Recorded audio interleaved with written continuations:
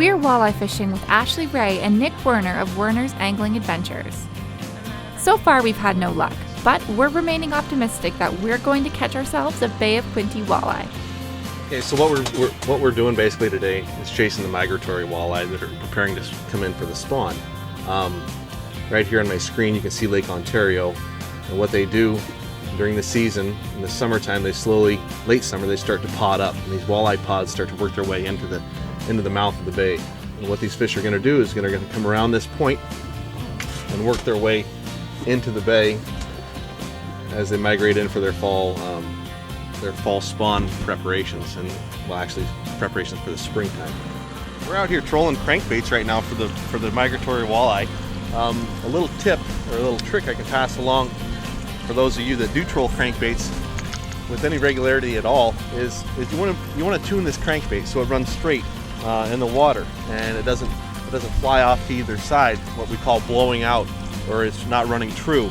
So if you throw your crankbait in the water, just let out about 5 or 6 feet of line, you want to pull down. Well, if the crankbait goes straight down and disappears, that's running true.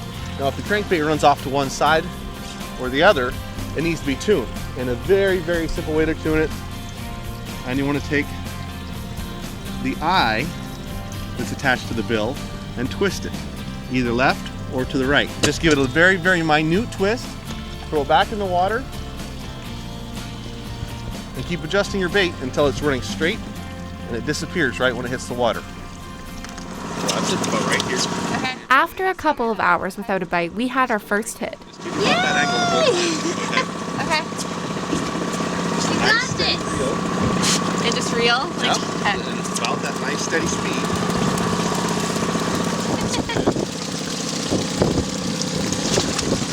Oh, it's a sheep. That's a sheep's head. Have you caught one? No. No, okay, well that's good. What is it?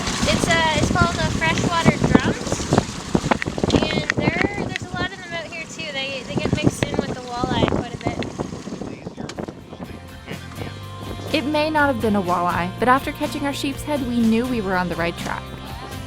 Look out for our next video to see our biggest catches of the day. Wow!